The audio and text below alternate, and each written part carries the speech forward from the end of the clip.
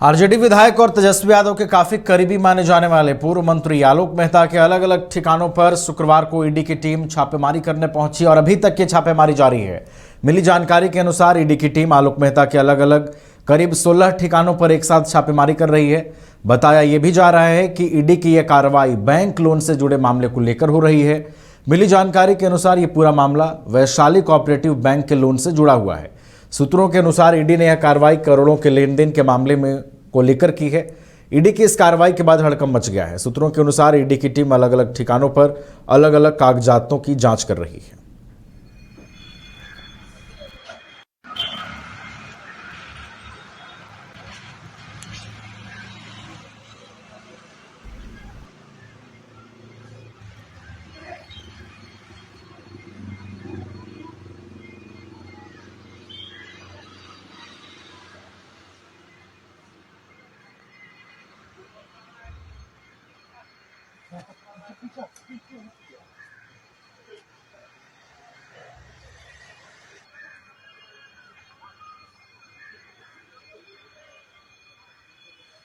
पूर्व मंत्री बिहार सरकार के आलोक मेहता जो है वो ईडी के रडार पर आ गए हैं। उनके एक साथ 16 ठिकानों पर जो है ईडी ने आज अहले सुबह से ही कार्रवाई शुरू की है। उनके 16 ठिकाने ऐसे हैं जहां पर अभी भी छापेमारी जारी है। क्या कुछ चीज़ें सामने निकल कर के आई है, ये तमाम चीज़ें हम बताएंगे अपने दर्शकों को। फिलहाल आपको ये बता दें कि वैशाली कोऑपरेटिव बैंक से जुड़े करोड़ों के लेन देन मामले को लेकर ये जो कार्रवाई है वो ईडी की ओर से हो रही है और 16 ऐसे ठिकाने हैं आलोक मेहता से जुड़े हुए जिन ठिकानों पर ईडी की कार्रवाई चल रही है। ईडी ने रेड किया है और कागजातों की जांच हो रही है कि ये जो करोड़ों रुपए के लेन देन हुए हैं, चूंकि बैंक से ये मामला जुड़ा हुआ है, कोऑपरेटिव वैशाली बैंक से जुड़ा हुआ मामला है, तो निश्चित रूप से कागजातों का बड़ा अहम रोल होगा कि क्या कागजातों के हेर फेर की वजह से जो है ये करोड़ों के लेन देन में कुछ खामियां पाई गई हैं, कुछ गैरकानूनी चीज़ ईडी को हाथ लगी है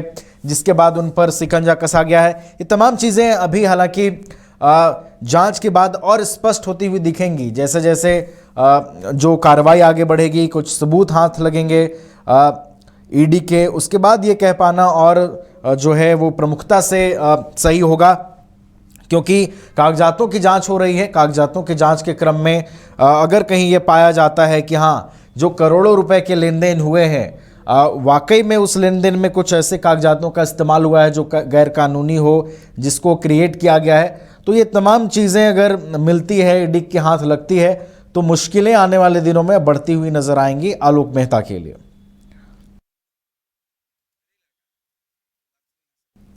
फोन लाइन पर विवेक हमारे सहयोगी जुड़े हुए हैं, उनका रुख कर लेते हैं अपडेट्स के साथ। विवेक, क्या कुछ अपडेट निकल करके आ रहा है? 16 ठिकानों पर एक साथ छापेमारी हो रही है, कुछ अपडेट निकल के सामने आया है, कुछ हाथ लगा है ईडी की टीम के? जी बिल्कुल नवीन, जो आरजेडी के पूर्व मंत्री रह चुके हैं, जो उसके साथ साथ अभी जो विधायक रह चुके हैं, उनके जो सरकारी आवासों पर, जो पटना में स्थित सरकारी आवास है, वहां पे छापेमारी चल रही है ईडी की। इसके साथ साथ जो है कई ठिकानों पर जो है छापेमारी चल रही है। पटना में ही नहीं बल्कि और भी जो अन्य ठिकानों है वहां पे भी छापेमारी चल रही है जो राज्यों में है। इसके साथ साथ जो बात कर लिया जाए तो आपका दिल्ली में एक ठिकाने हैं, तो उसके साथ साथ बनारस में 4 ठिकानों पर छापेमारी चल रही है, तो वहीं कोलकाता में जो है 5 ठिकानों पर छापेमारी चल रही है। इसके साथ साथ जो है बात कर लिया जाए तो पटना में 6 ठिकानों पर छापेमारी चल रही है, तो वही वाराणसी में 4 ठिकानों पर। इसके साथ साथ हाजीपुर है, हाजीपुर में 3 ठिकानों पर छापेमारी चल रही है। बता दें कि इनके ऊपर जो आरोप जो सामने आ रही है उसमें से वैशाली में शहरी विकास सहकारिता बैंक से 85 करोड़ रुपए के घपलेबाजी की है, ये आरोप है। इसके साथ साथ जो पटना के साथ वैशाली के मुंबई के पास भी कोल्ड स्टोरेज है, वहाँ पैतृक गाँव है मिर्जा नगर, वहाँ भी ईडी की 2 सर्विस देखने को मिल रही है। यानी कि साफ तौर पर सुबह से तो इनके आवास पे छापेमारी चल रही है। चलिए, तो छापेमारी जारी है। विवेक, क्या लगता है, देखिए 16 ठिकाने हैं और करोड़ों रुपए के लेन देन की बात कही जा रही है। छापेमारी का जो दायरा है विवेक लगातार बढ़ेगा और अब तक देखिए सुबह से लगभग 12:30 का वक्त हो रहा है, 4-5 घंटे की छापेमारी हो रही है। क्या लगता है छापेमारी और एक्सटेंड होगी, आगे तक चलती रहेगी, क्या लग रहा है? जी बिल्कुल नवीन, ये छापेमारी राजधानी पटना में ही नहीं बल्कि राजधानी पटना के साथ साथ अन्य जगहों पे भी इसकी छापेमारी चल रही है। ईडी के जो तमाम आला अधिकारी यहाँ पे पहुंचे हुए, हम आपको तस्वीर दिखाना चाहेंगे। उनके जो सरकारी आवास है जो पटना में, वो आपको तस्वीर दिखा रहे सरकारी आवास की। बता दें कि जब 17 महीने की सरकार थी उस समय 2 मंत्रालय संभाल चुके हैं, भूमि सुधार राजस्व विभाग, इसके साथ साथ सहकारिता विभाग भी संभाल चुके हैं। और जब चंद्रशेखर को जब शिक्षा मंत्री से हटाया जा रहा था तो उस समय इनको शिक्षा मंत्री का जिम्मेदारी मिली थी, यानी कि साथ साथ इनके पास तीन विभाग की जिम्मेदारी थी। तो ऐसे में कहीं ना कहीं जो है ईडी को कहीं न लगा कि इनके पास जो आय से अधिक संपत्ति को लेकर जिस तरीके से इनके ऊपर आरोप है। बता दें कि कल इनको जो फ्रेजर रोड स्थित है वहाँ एक बैंक में देखा गया था, उसके बाद जो है वहाँ से भी कई जो रकमें हैं वहाँ से भी रकमें को लेकर बातें सामने आई थी। उसके बाद जो है आज सुबह 7 बजे उनके जो तमाम जो ठिकाने हैं उन ठिकानों पर ईडी की दबिश देखने को मिली है। अभी जो है उनके आवास के बाहर जो है गेट लगी हुई है कि अंदर आप नहीं जा सकते हैं। इसके साथ साथ जो है अंदर के लोग जो बाहर नहीं आ सकते हैं। देख रहे हो 3 गाड़ियाँ लगी हुई है जो ईडी के अधिकारियों की गाड़ियाँ हैं। उसके साथ साथ जो यहाँ पे सुरक्षा कर्मी हैं, उनके जो मौजूदा जो सुरक्षा कर्मी रहते हैं वो सुरक्षा कर्मी हैं। इसके साथ साथ जो ईडी के जो सुरक्षा कर्मी हैं वो भी वहाँ पे पहुँचे हुए हैं। इसके साथ साथ बता दें कि इससे पहले भी आरजेडी सुप्रीमो लालू प्रसाद यादव को बड़ी झटका लगा था। जो उनके जो बेहद करीबी थे सुभाष यादव, उनके घरों पे भी छापेमारी चली थी 6 ठिकानों पर। इसके साथ साथ जो अभी हैं जो आलोक मेहता के आवास पर छापेमारी चल रही है। राजधानी पटना ही नहीं बल्कि अन्य जगहों पे भी छापेमारी चल रही है। बता दें कि ऐसे में आलोक मेहता का कद जो था राष्ट्रीय जनता दल में वो कम कद नहीं थी। राष्ट्रीय जनता दल से में 2009 से ही लगातार राष्ट्रीय जनता दल में बने हुए हैं 2009 से, और इसके साथ साथ 2003 में उनको राष्ट्रीय जनता दल के युवा के राष्ट्रीय महासचिव बनाया गया था। इसके साथ साथ जो है 2003 से 4 में राष्ट्रीय मेन बॉडी में उनको राष्ट्रीय महासचिव की भूमिका दी गई थी। उसके बाद जो है इनको जो है युवा के प्रकोष्ठ के राष्ट्रीय अध्यक्ष भी बनाया जा चुका है। इसके साथ साथ जो है आलोक मेहता सांसद भी रह चुके हैं। और इसके साथ साथ अभी जो है मौजूदा उजियारपुर से विधायक हैं, जो समस्तीपुर लोकसभा उजियारपुर लोकसभा क्षेत्र में उजियारपुर जो विधानसभा है वहाँ से विधायक हैं। तो ऐसे में कहीं ना कहीं जो आरजेडी को एक बड़ा झटका दिखते नज़र आ रहा है। अभी तक आरजेडी के नेताओं की ओर से प्रतिक्रिया सामने नहीं आई है, लेकिन जो सत्ता पक्ष के जो तमाम जो नेता उनकी तरफ से प्रतिक्रिया सामने आई है कि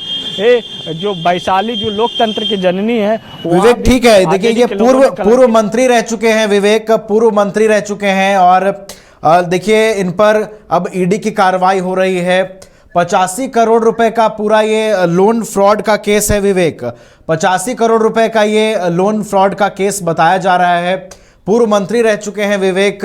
एक ऐसा मामला अब इन पर लगता हुआ दिखाई दे रहा है। विवेक, क्या आपको लगता है कि ये अब सत्ता पक्ष के लिए एक मौका है अब विपक्ष पर निशाना साधने का? सियासत में कितना हलचल आप इस कार्रवाई के बाद बढ़ता हुआ दिख रहे हैं?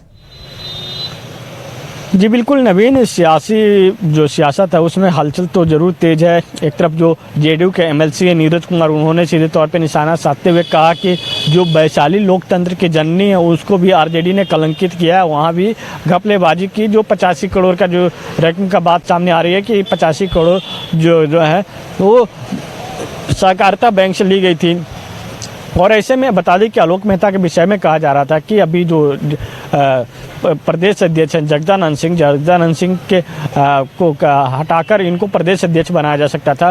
इसकी गवाही भी है जो हम आपको दिखाना चाहेंगे। एक पोस्टर लगा हुआ है, पोस्टर के हम आपको तस्वीर दिखाएंगे। उस पोस्टर में देख रहे होंगे और जहाँ लालू प्रसाद यादव हैं तो उनके बीच में आलोक मेहता है और एक तरफ जो जगदानंद सिंह है, यानी लालू प्रसाद यादव के बीच में जो है आलोक मेहता है, तो बगल में जगदानंद सिंह है। और इसके साथ साथ इधर जो राबड़ी देवी हैं जो पूर्व मुख्यमंत्री हैं, उसके साथ साथ शिवचंद्र राम है, तो नीचे में जो तेजस्वी यादव हैं, तेजस्वी यादव की तस्वीर लगी हुई है। और ये कहीं ना कहीं उनके समर्थकों द्वारा, जो आलोक मेहता के समर्थकों द्वारा सीधे पहले ही एक मैसेज देने की कोशिश किया गया कि कि जो अगला जो प्रदेश अध्यक्ष होगा वो आलोक मेहता होंगे। ऐसे में चर्चाओं भी चल रही थी कि आलोक मेहता को प्रदेश अध्यक्ष बनाया जा सकता है, लेकिन अब देखना होगा कि इस ईडी की कार्रवाई के बाद क्या उनको प्रदेश अध्यक्ष की जिम्मेदारी मिलती है या कुछ और जिम्मेदारी मिलती है, क्योंकि ये पटना में ही नहीं बल्कि इनके 19 ठिकानों पे छापेमारी चली है जो अलग अलग जो राज्य में है, बनारस में है, तो इसके साथ साथ कोलकाता में है, तो वहीं इनके जो पैतृक आवास है वहाँ पे भी छापेमारी चल रही है। कोल्ड स्टोरेज है जहाँ पे जो सब्जियाँ और जो आलू और प्याज जो रखा जाता है वहाँ पे भी जो है छापेमारी चल रही है। यानी कि साफ तौर पे जो है ये जो 3 विभाग थे इनके पास, तीनों विभाग में जो भूमि से राजस्व विभाग जो है काफ़ी जो कहा जाता है उसमें उस विभाग से जो रकमें आती है सरकार को उसी से मुनाफा होता है, तो उस विभाग की भी जिम्मेदारी संभाल चुके थे। इसके साथ सहकारिता विभाग का भी जिम्मेदारी संभाल चुके थे और जो एजुकेशन डिपार्टमेंट है उसकी भी जिम्मेदारी संभाल चुके थे। कुछ महीने के लिए एजुकेशन डिपार्टमेंट संभाला था, मात्र 2 से 3 महीने के लिए, लेकिन जो है 17 महीने तक राजस्व मंत्री रहे, तो कहीं ना कहीं जो है अब जो है कार्रवाई कर रही है। जी चलिए, तो कार्रवाई जारी है। देखना है कि ईडी को क्या कुछ हाथ लगते हैं। एक साथ कई इनके ठिकाने हैं, ना सिर्फ पटना बल्कि कोलकाता, बनारस में भी इनके ठिकाने हैं। जैसा कि विवेक ने बताया, उन ठिकानों पर भी जो है तलाशी ली जा रही है, कार्रवाई हो रही है। देखना होगा कि क्या कुछ ईडी के हाथ लगता है, और ईडी के हाथ जो लगता है उससे यह पूरा मामला और आगे आने वाले दिनों में कितना मजबूत होता हुआ नजर आता है। बहुत बहुत धन्यवाद विवेक आपका फिलहाल हमारे साथ जुड़ने के लिए और तमाम जानकारियां साझा करने के लिए।